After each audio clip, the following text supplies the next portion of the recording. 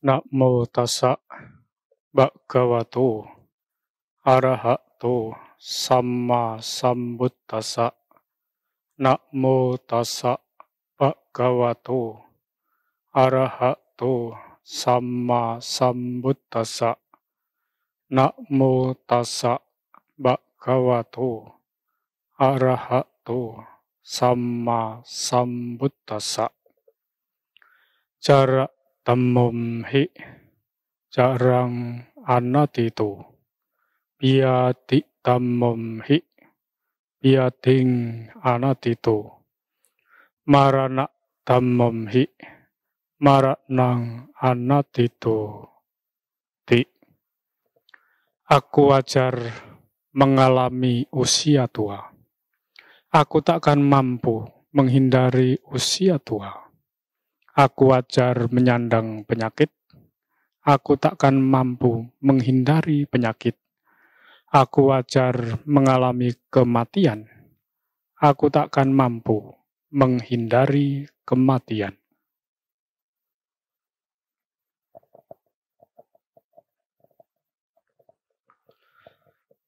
Ibu, Bapak, Saudara-saudari sekalian yang berbahagia, dalam kondisi pandemi COVID-19 yang belum selesai, tentu kita semua yang terbiasa menjalankan aktivitas di luar merasa bosan, merasa jenuh. Tetapi mereka yang kehidupannya tidak begitu banyak aktivitas di luar. Seseorang bisa menikmati aktivitas di dalam rumah. Oleh karena itulah, perlu kita merenungkan bahwa kita semua akan mengalami yang namanya usia tua, sakit, dan kematian. Dari ketiga hal ini, kematianlah yang sering orang merasa lebih takut dibandingkan usia tua dan sakit. Oleh karena itulah banyak pertanyaan di dalam kehidupan kita sehari-hari sehubungan dengan kematian yang selalu ditakuti oleh semua makhluk. Benarkah bahwa semua makhluk tanpa kecuali takut terhadap kematian?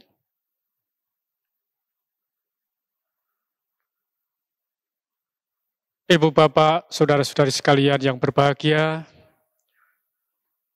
masalah kematian ini sesungguhnya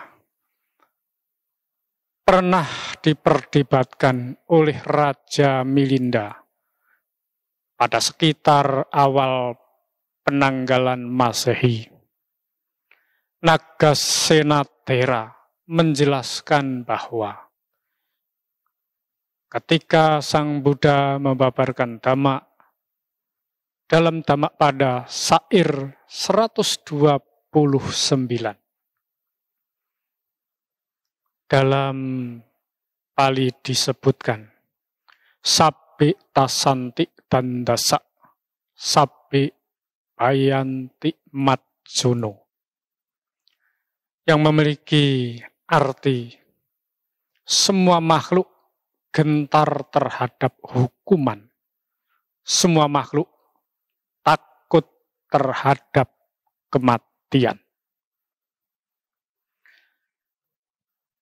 Ini tidaklah mencakup mereka yang telah meraih kesucian tingkat arahat. Mengapa demikian? Sebab mereka yang telah merealisasi, mencapai kesucian arahat adalah suatu perkecualian dalam sabda tersebut. Mengapa? Alasannya ialah bahwa semua sebab bagi timbulnya rasa takut telah dicabut secara tuntas oleh beliau yang telah mencapai kesucian arahat tersebut. Demikian pula di dalam Dhammapada syair ke-39, Guru Agung kita Buddha Gautama bersabda, Anawasuta citasa, ananwahata cetasu, punya papahinasa, nati jagarato bayang. Tidak ada ketakutan apapun bagi orang yang pikirannya tidak dikuasai oleh nafsu dan kebencian, yang telah menanggalkan kejahatan dan kebajikan, yang senantiasa terjaga. Ibu bapak saudara sekalian, sabda tersebut hanyalah merujuk kepada mereka yang masih terliputi oleh pengotor batin. Mereka yang masih memiliki kebencian, keserakahan, kebodohan batin, kemarahan, iri hati, mudah tersinggung, kesombongan, dan lain sebagainya.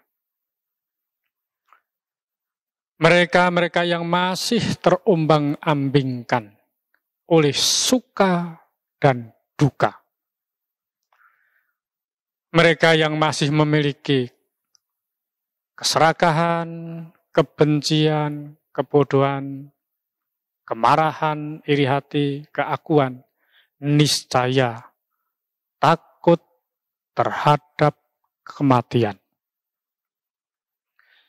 Kematian adalah suatu keadaan yang ditakuti oleh mereka yang belum berhasil merealisasi kebenaran sejati. Ibu bapak saudara sekalian yang berbahagia, dalam Anguttara Nikaya Catuka Nipata dikisahkan bahwa pada suatu ketika seorang Brahmana bernama Janusoni menghadap Sang Buddha Gautama dan mengungkapkan pandangannya. Brahmana Janusoni ini memiliki pandangan, tidak ada suatu makhluk pun yang wajar mengalami kematian. Tidak merasa takut dan gentar terhadap kematian.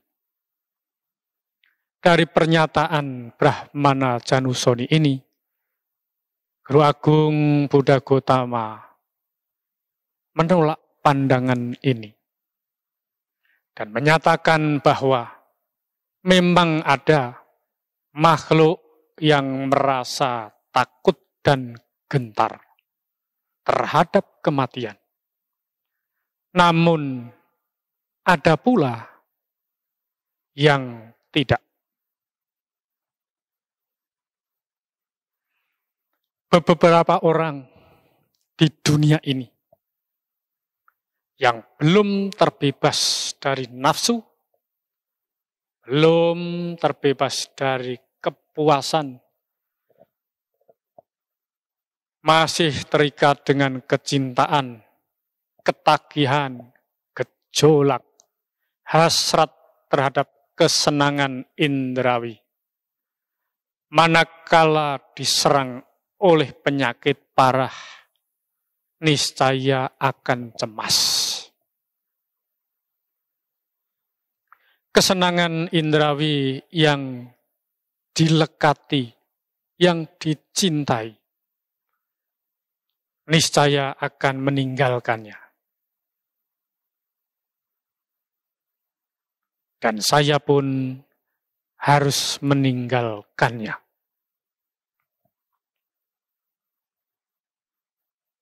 Ibu, bapak, saudara sekalian yang berbahagia, ia niscaya bersedih, bersusah hati, berkeluh kesah, bahkan sampai memukuli dadanya sambil meratapi keterpikatan.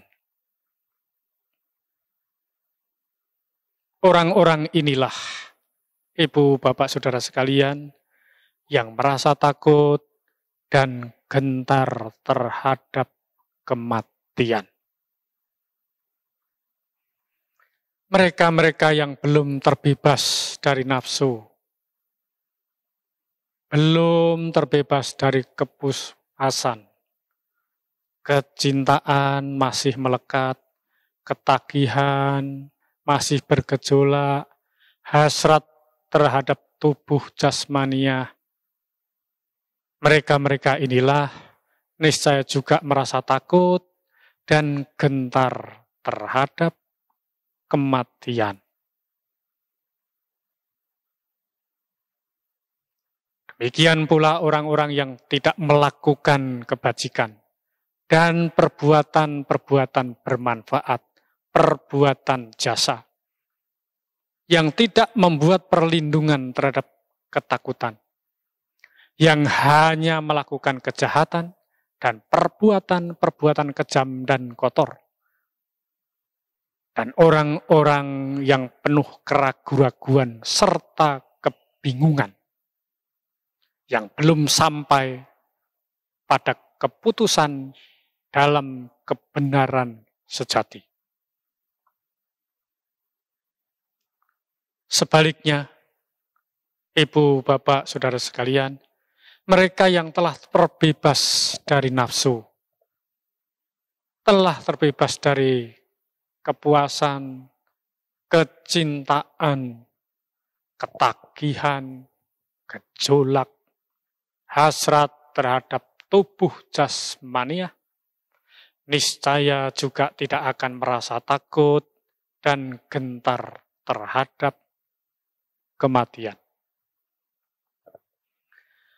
Orang-orang yang telah meraih kesucian tertinggi memang tidak lagi gentar terhadap kematian.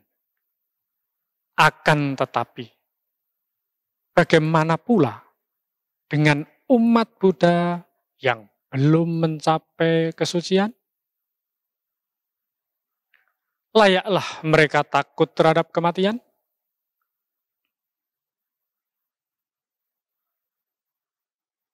Kematian sesungguhnya bukanlah suatu peristiwa yang layak ditakuti oleh setiap umat Buddha. Kematian adalah suatu kenyataan hidup yang perlu dihadapi secara arif.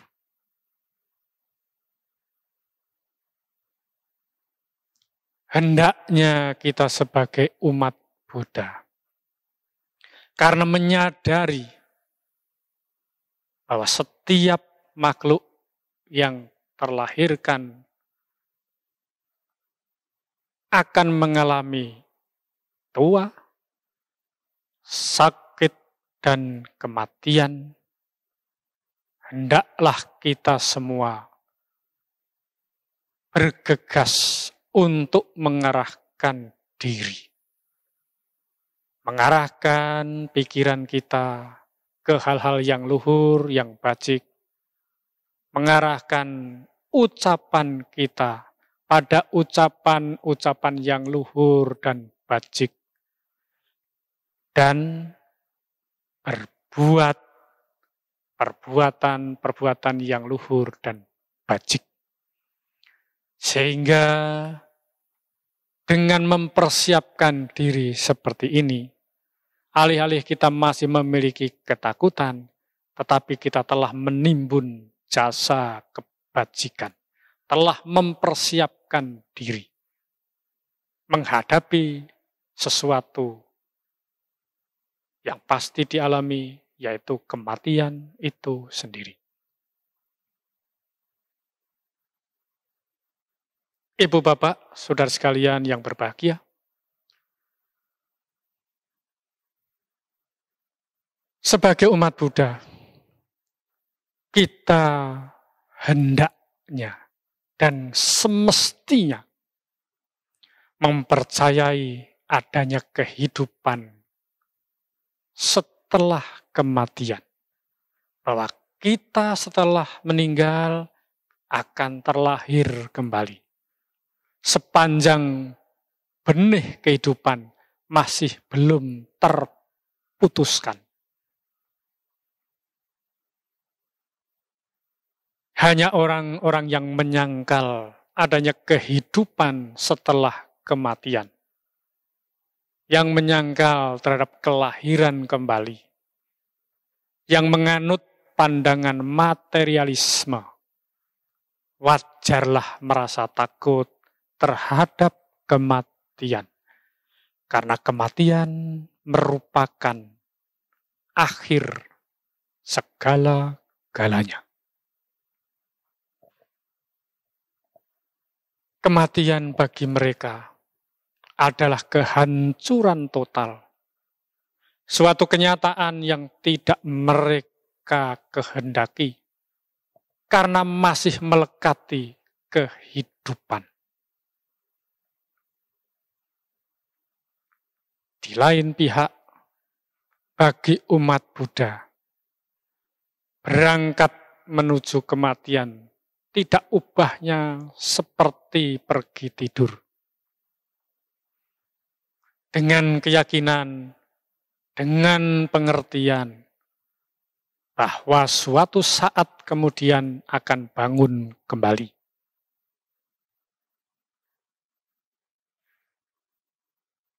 Lagi pula dipandang dengan pengertian dhamma, pengertian abhidhamma. Setiap saat semua makhluk sesungguhnya mengalami kelahiran dan kematian yang berulang-ulang. Dalam kehidupan sekarang ini pula, kematian telah terjadi dalam jumlah tak terhitung.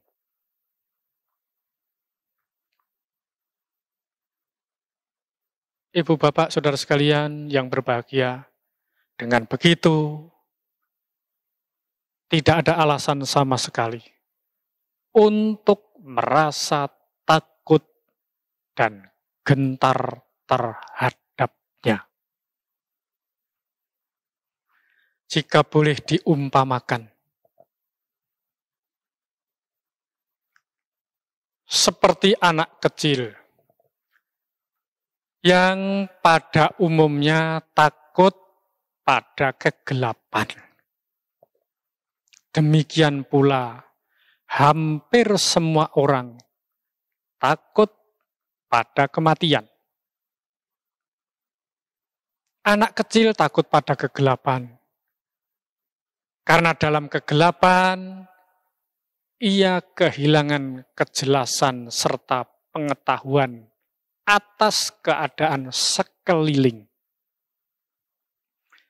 Dengan alasan serupa, ibu, bapak, saudara sekalian, orang takut pada kematian karena ketakjelasan serta ketaktahuan atas misteri atau seluk-beluk kematian. Ibu, Bapak, saudara-saudari sekalian yang berbahagia.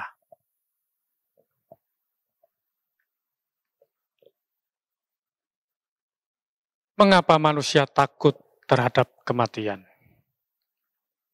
Tentu ada sebab-sebabnya, bukan tanpa sebab.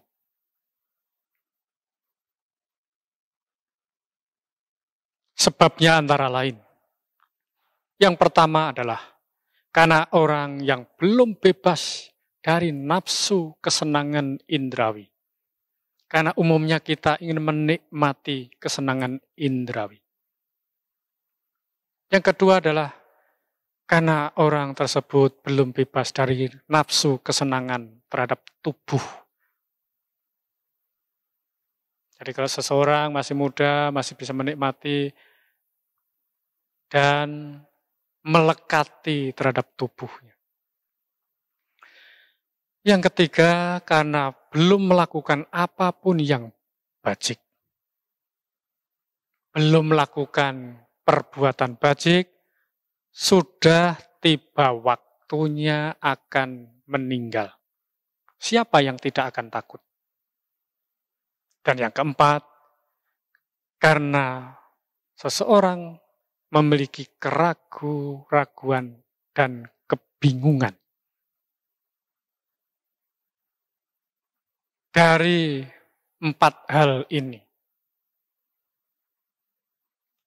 belum bebas dari nafsu kesenangan indrawi, belum bebas dari nafsu kesenangan terhadap tubuh, belum melakukan perbuatan bajik, dan masih memiliki keraguan dan kebingungan. Maka seseorang jika waktunya akan tiba, pasti akan merasa takut. Padahal Guru Agung kita Buddha Gautama telah menyabdakan, kehidupan tidaklah pasti, kematianlah yang pasti. Dengan merenungkan hal demikian,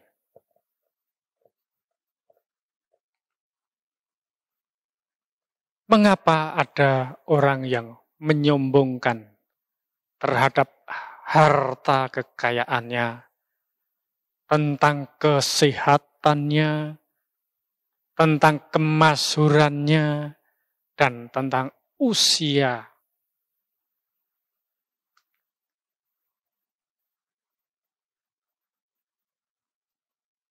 Karena semua akan mengalami sesuatu yang pasti, yaitu kematian itu sendiri.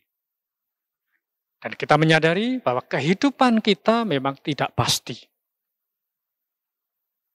Hari ini sehat, besok belum tentu. Hari ini kaya, besok belum tentu bisa mempertahankan. Demikian pula, hari ini susah, miskin, menderita. Nanti besok belum tentu kita semua akan mengalami penderitaan, kesulitan, kemiskinan seperti yang dialami saat ini. Karena besok merupakan waktu, hari yang berbeda. Ibu, Bapak, saudara sekalian, sesuatu yang tidak pasti, tidak menentu. Apakah itu? Itulah kehidupan. Yang sesungguhnya lebih patut ditakuti daripada kematian itu sendiri.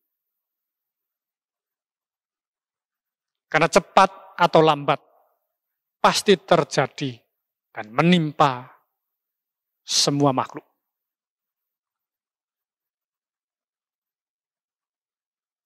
Jika kita melihat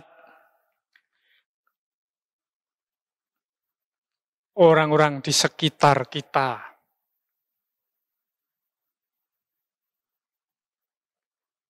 Jika kita beruntung mengalami atau melihat ada orang saat mau meninggal, bahkan kita juga bisa mendengar dari orang-orang yang menghadapi mereka saat mau meninggal.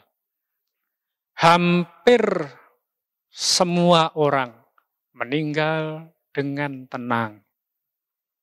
Walaupun tidak sedikit juga yang meninggal dengan tidak tenang. Namun hampir semua bayi yang lahir dibarengi tangisan.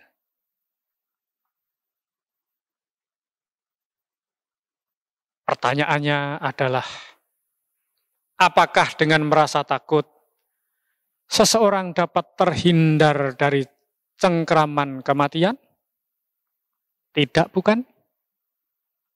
Karena itu, apa manfaatnya yang dapat diperoleh dengan merasa takut terhadapnya? Ini justru menambah penderitaan batiniah.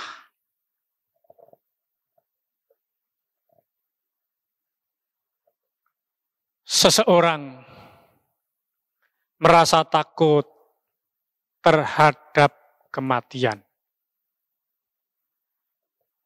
karena telah mengabaikan sifat sejatinya, telah melupakan kepastiannya bahwa kita semua pasti akan meninggal. Tetapi mengapa kita juga terus memiliki ketakutan? Jika direnungkan lebih jauh. Karena kita semua masih memiliki kemelekatan yang sangat besar terhadap kehidupan sekarang ini. Akhirnya sebesar itu pula ketakutan terhadap kematian.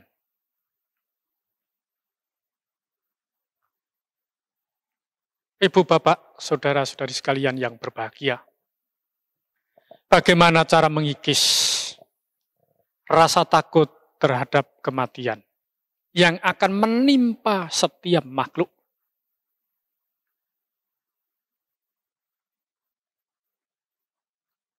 Ada 8 cara yang telah ditunjukkan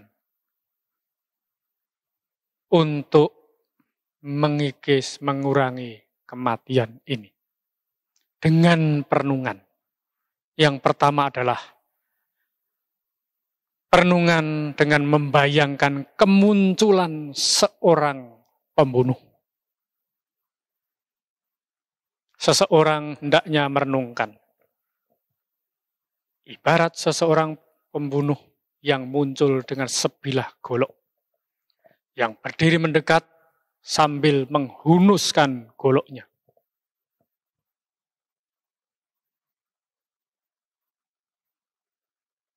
Jika diumpamakan,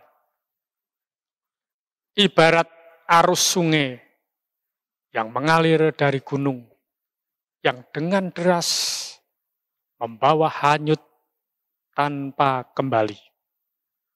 Demikian pula makhluk hidup berkelana menuju kematian semenjak kelahirannya dan tidak pernah berbalik meski hanya sekejap.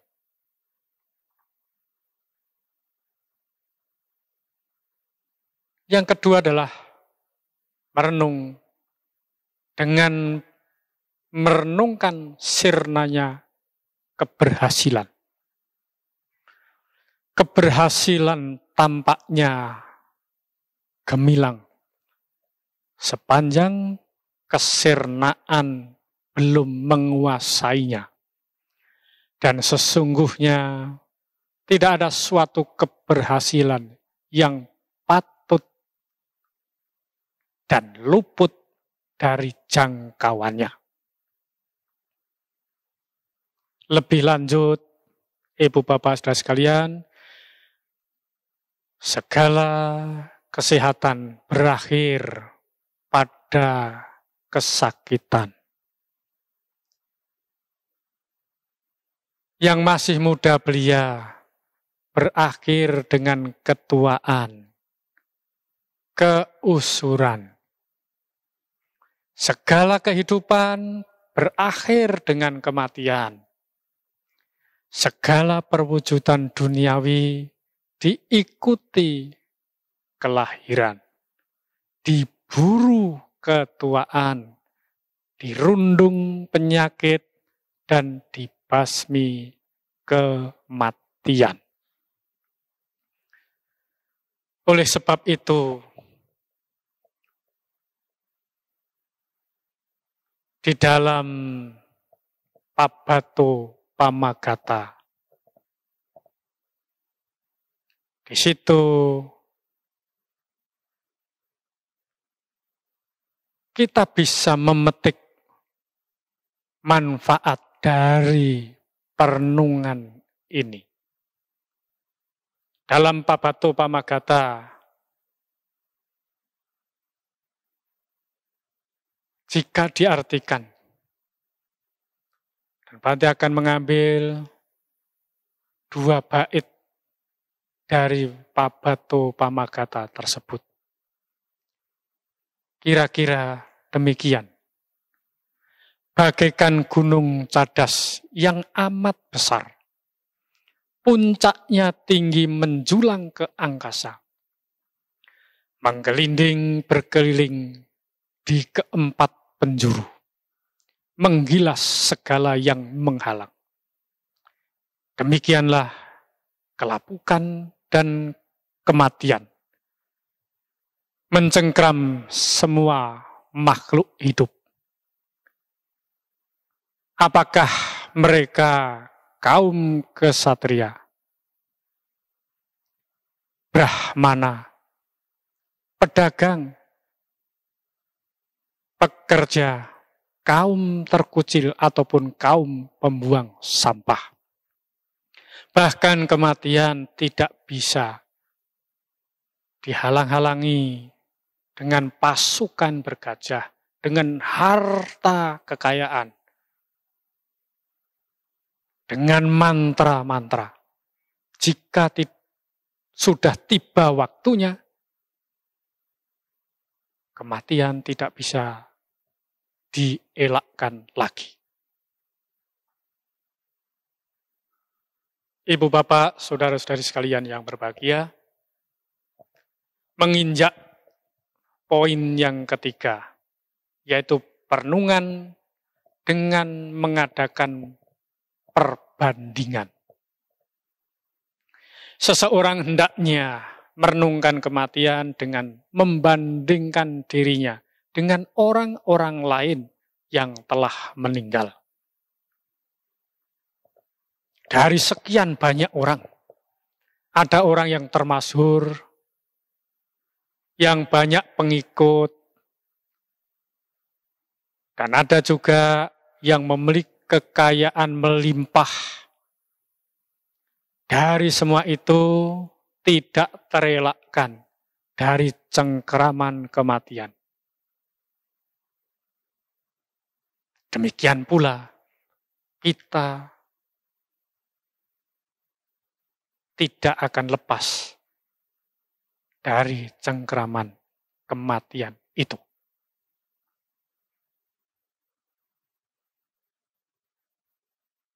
Demikian pula mereka yang memiliki kebajikan yang banyak.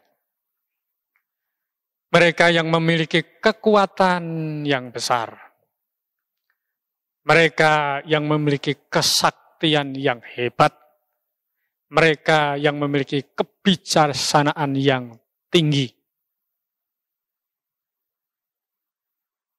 Tidak luput dari kematian juga.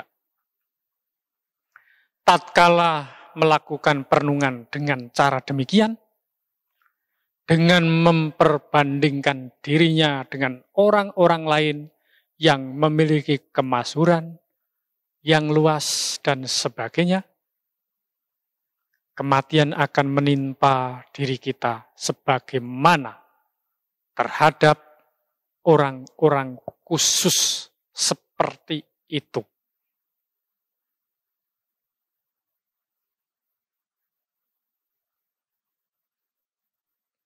Ibu, Bapak, saudara-saudari sekalian yang berbahagia. Poin yang keempat adalah kita merenungkan dengan menyadari bahwa tubuh ini terbagi oleh umum.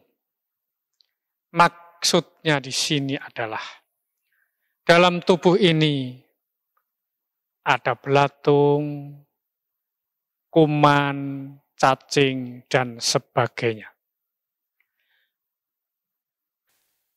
Ibu, Bapak, saudara-saudari sekalian yang berbahagia, poin yang ketiga adalah dengan mengadakan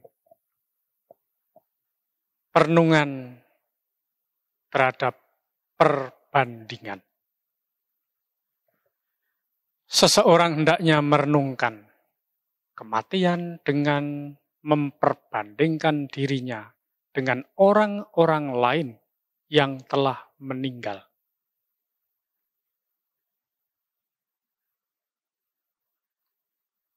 Karena kita mengetahui di dunia ini ada orang yang termasyhur, banyak pengikut, dan ada orang yang memiliki harta kekayaan yang melimpah.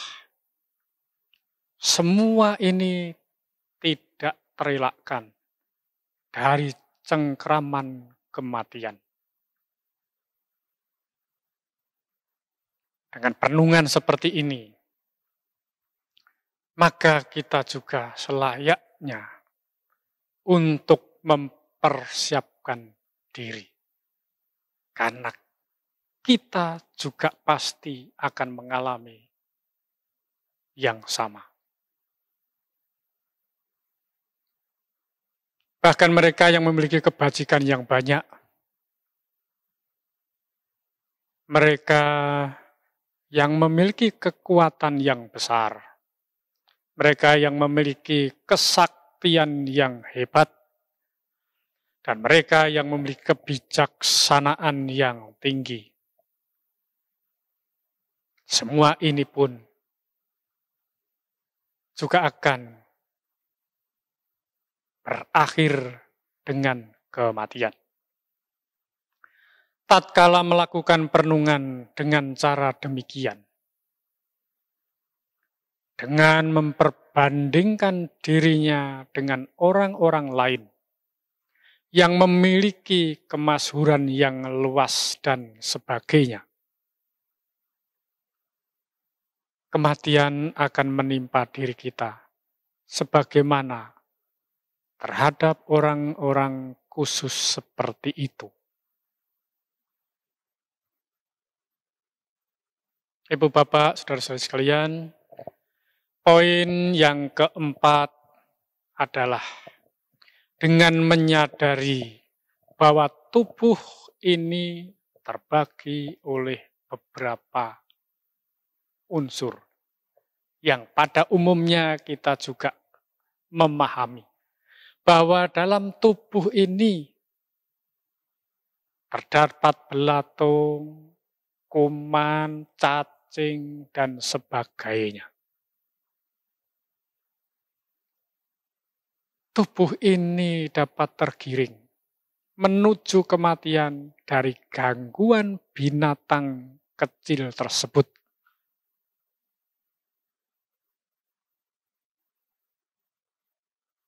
Guru Agung kita, Buddha Gautama, bersabda, "Duhai para biku, tatkala siang berlalu dan malam datang menjelang, para biku dalam Dhamma Winaya ini merenungkan ada banyak hal yang dapat membuat saya mati. Ular mungkin mematuk saya. Kalajengking mungkin menyengat saya. Lipan mungkin menggigit saya. Saya mungkin mati karenanya. Dan itu berbahaya bagi saya. Bahkan saya mungkin terpeleset dan jatuh ke jurang. Makanan yang saya makan, yang saya santap mungkin mengandung racun. Empedu saya mungkin terganggu. Dahak saya mungkin terganggu. Angin dalam tubuh saya mungkin terganggu. Dan saya mungkin meninggal karenanya. Dan itu berbahaya bagi saya.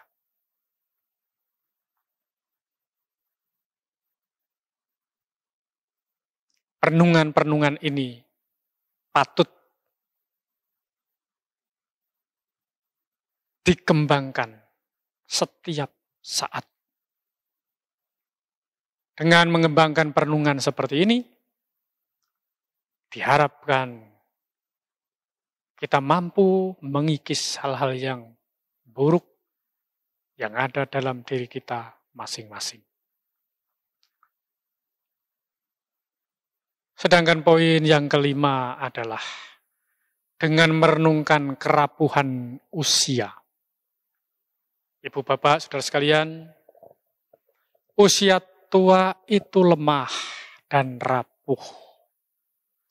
Kehidupan suatu makhluk bergantung pada pernafasan, sikap tubuh, hawa panas dan dingin, 4 unsur pokok dan sari makanan.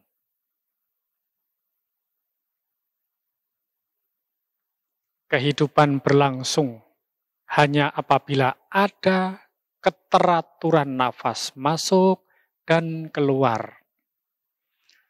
Apabila udara yang keluar dari saluran pernafasan tidak masuk kembali, atau yang telah masuk tidak keluar lagi, seseorang niscaya akan meninggal.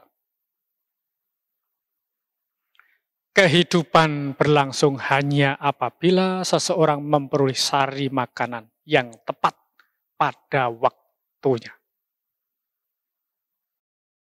Ibu, bapak, saudara-saudari sekalian yang berbahagia, poin yang kelima dengan merenungkan kerapuhan usia. Usia tua itu lemah dan rapuh. Walaupun tidak sedikit, ada seseorang yang dianjurkan untuk melakukan puja, menunggu bila sudah tua.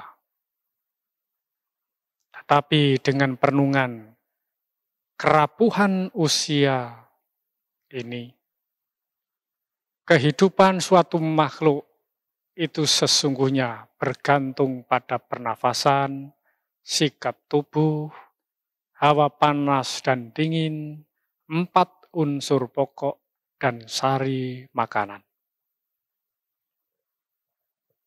Kehidupan itu berlangsung hanya apabila ada keteraturan nafas masuk dan nafas keluar. Jika udara yang keluar dari saluran pernafasan tidak masuk kembali, atau yang telah masuk tidak keluar lagi, seseorang niscaya akan meninggal, akan mati. Kehidupan berlangsung hanya apabila seseorang memperoleh sari makanan yang tepat pada waktunya. Apabila tidak ada makanan, kehidupannya niscaya akan berakhir. Inilah yang perlu kita renungkan. Dan poin yang keenam adalah dengan merenungkan kehidupan yang tidak memiliki tanda.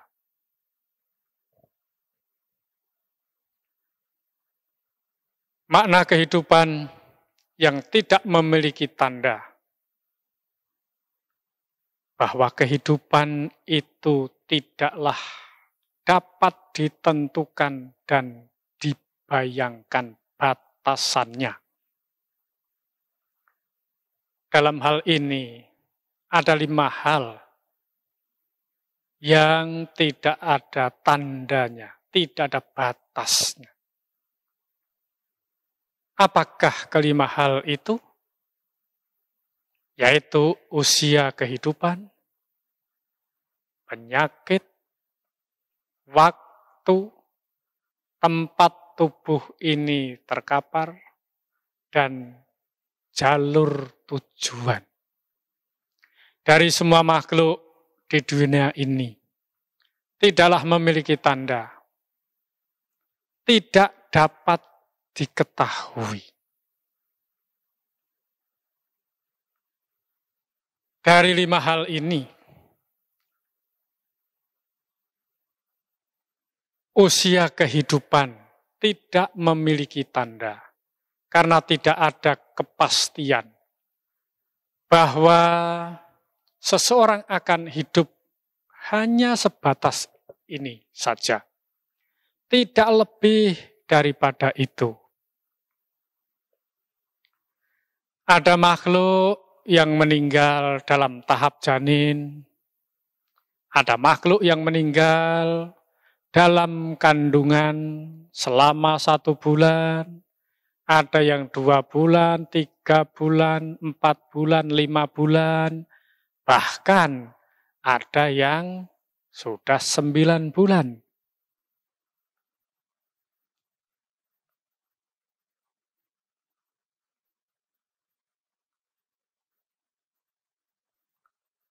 Dari semua itu, waktu terlahirkan dari kandungan, seseorang bisa menghirup udara dengan baik dan juga memiliki usia yang cukup, bahkan sampai waktu kurang lebih 100 tahun saja. Inilah usia kehidupan yang tidak memiliki tanda. Yang selanjutnya adalah penyakit. Penyakit ini juga tidak memiliki tanda. Karena tidak ada kepastian bahwa makhluk akan meninggal atau mati hanya oleh penyakit tertentu saja. Sebagai contohnya, saat sekarang ini terjadi pandemi COVID-19. Walaupun ada yang terpapar COVID-19, tetapi mereka ada yang sembuh. Dan juga tentu ada yang meninggal.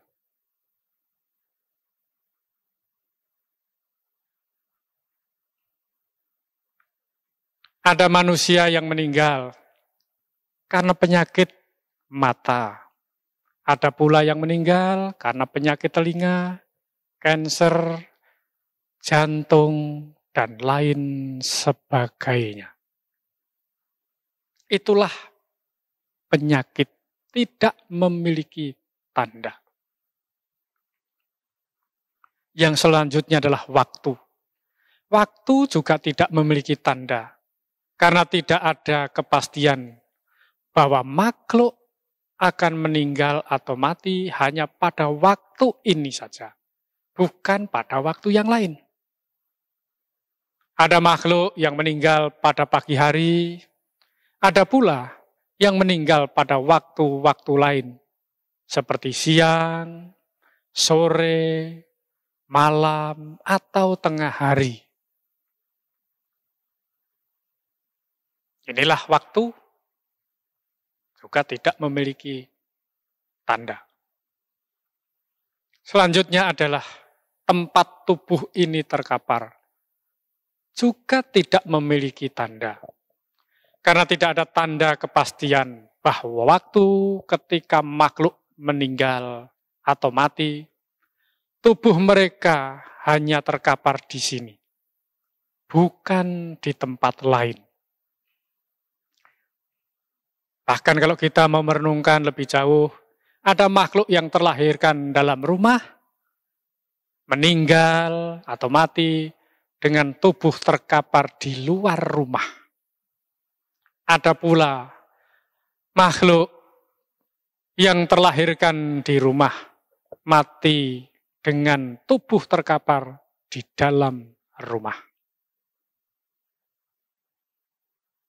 Dalam makna yang sama, Ibu Bapak Saudara sekalian, orang hendaknya memperluas pengertian dalam berbagai perenungan. Seperti ada makhluk yang terlahirkan di darat, mati terkapar di air.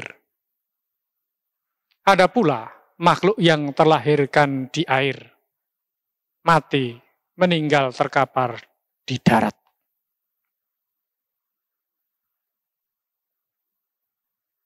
Ibu Bapak Saudara sekalian, selanjutnya adalah tujuan pun tidak memiliki tanda. Karena tidak ada kepastian bahwa makhluk yang mati, meninggal dari sini akan terlahirkan kembali di sini. Ada makhluk yang mati, meninggal di alam surga, terlahirkan kembali di alam manusia. Ada pula makhluk yang meninggal atau mati di alam manusia, terlahirkan kembali di alam-alam lain seperti di alam surga dan sebagainya. Dengan cara demikian, makhluk di dunia ini berputar-putar dalam 5 jenis tujuan. Ibarat sapi yang terikat pada kereta, berjalan berputar-putar. Poin yang ketujuh, Ibu Bapak Saudara sekalian, dengan merenungkan pendeknya tempo kehidupan.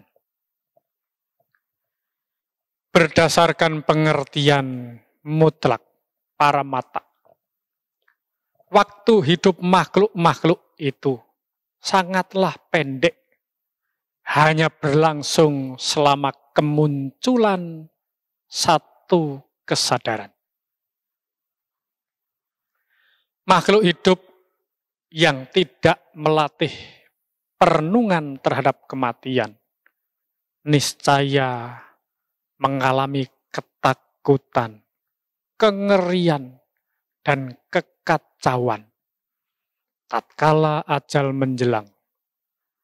Ibarat orang yang tiba-tiba diserang oleh binatang buas, raksasa, ular, penjahat, atau pembunuh.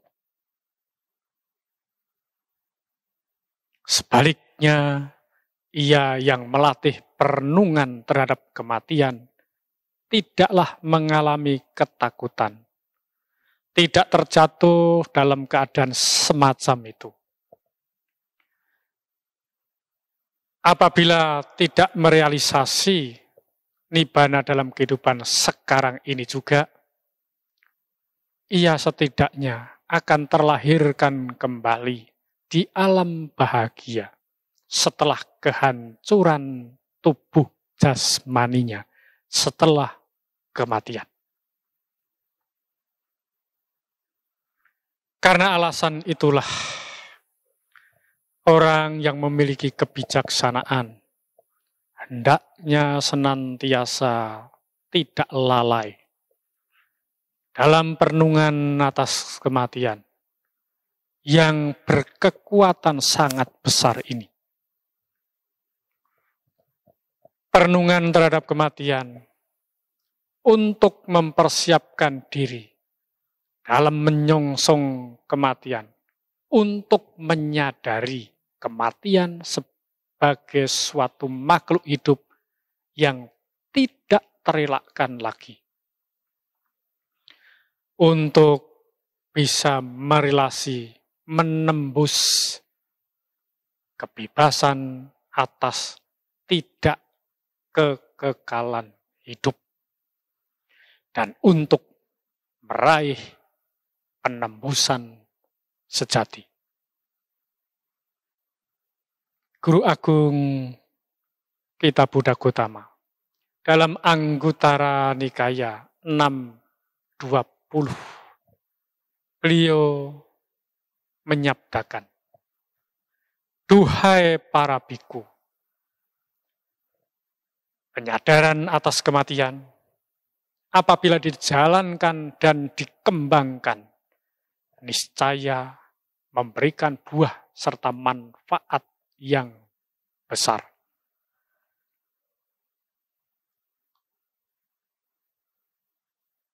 Oleh sebab itulah, di awal dalam Pabato Pamagata,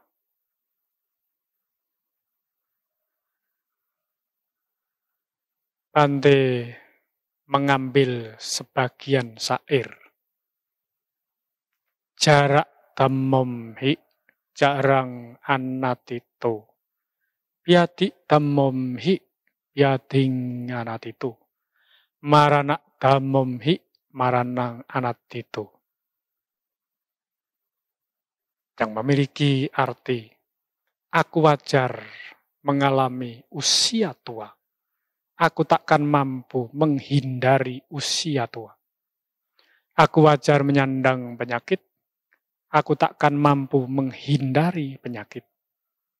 Aku wajar mengalami kematian. Aku takkan mampu menghindari kematian.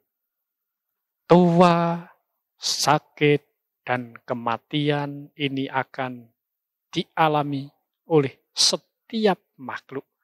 Demikian pula kita sebagai manusia. Apalagi kematian sebagai sesuatu yang pasti akan kita alami. Saat kita masih memiliki kesehatan yang baik, mari kita sama-sama berjuang. Sesuai kemampuan kita masing-masing. Untuk mengarahkan diri dengan baik dan benar. Ibu bapak saudara sekalian, mari kita bersama-sama berjuang, berlatih dan berlatih. Semoga pandemi COVID-19 segera berakhir. Semoga Anda semua bebas dari kebencian, bebas dari menyakiti dan disakiti, bebas dari derita jasmani dan batin, dan semoga semua makhluk hidup berbahagia. Sabbe sata bawantu suki tata.